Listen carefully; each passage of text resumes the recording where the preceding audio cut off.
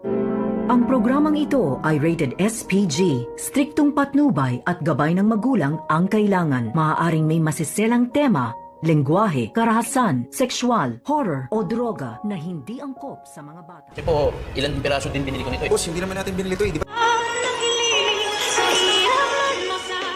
Pinuntahan nga agad dito ni Lynette ang sinasabi ng lalaking ito kung saan ay naroon nga itong si Irene. At agad na kumpirma dito ni Lynette ang carpet na pagmamayari nga dito ni Carlos Benitez. At nagtanong itong si Lynette dito sa mga lalaking kanyang nakausap na kung paano daw napunta doon ang carpet nila.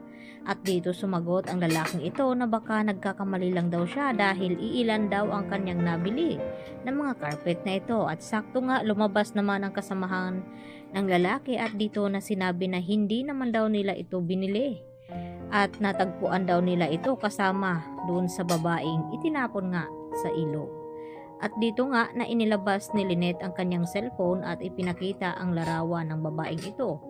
Na ito ba ang babaeng tinutukoy na itinapon nga doon sa creek ng ilog. At dito na inamin ng lalaking ito na tama nga ang kanyang nakita. At dito naman na sinabi na lalaki na binayaran daw sila dito di umano ni Carlos upang manahimik at idispatsa ang babaeng iyon.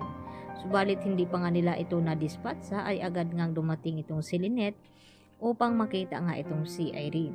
Dahil tinakot nga dito ni Lynette itong lalaki na nagpapanggap na asawa na kung hindi ito magsasalita ay tatawag siya ng pulis upang imbestigahan ang kanilang burol. At dahil sa takot na pilitan itong magsalita na pinalitan nga nila di umano ang bangkay na naroon sa burol na ito, kaya hindi na nagiging kamukha ni Irene iyon dahil mabilis pa sa alas 4 na nakapagbayad agad itong si Carlos sa kanila. Sa kabilang banda ay hindi pa rin tumitigil itong kaibigan ni Irene na si Joyce sa paghahanap nito hanggang sa nakumpirma niya na natagpuan na nga di umano ni Lynette itong si Irene at sa kasamaang palad ay wala na nga ito.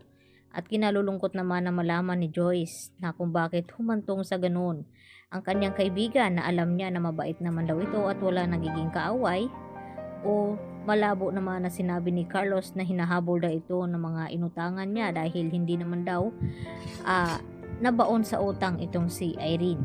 Kaya mas lumalala na nga itong paghihinala dito ni Lynette dahil sa carpet na ipinakita niya din dito kay Harry at itinuro ni Harry na nakita din ni Harry ito na nakalagay sa likod ng kotse ng kanyang ama na si Carlos nung gabing iyon na sinundo nga niya ito sa kanilang bahay.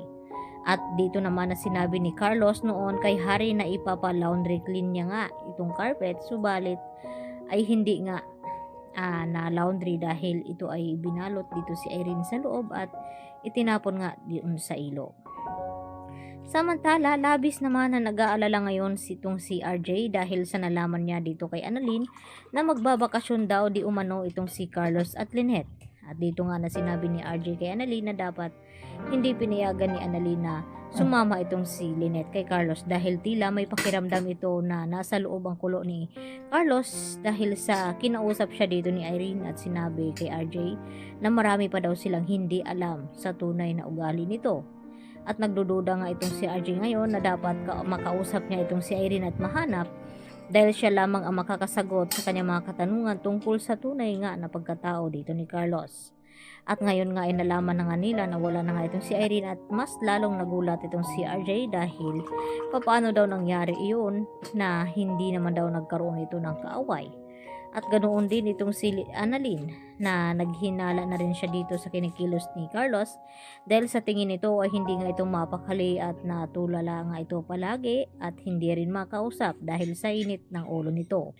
Kaya malulusutan pa nga ba ni Carlos ngayon na may hawak ng ebidensya itong si Lynette na magpapatunay na itong si Carlos ang nagdala at nagtapo ng carpet na iyon kasama ni Irene. Yan po ang ating pakatutukan mamaya. Dito lamang yan sa Abot Kamay na Pangarap. Bye-bye.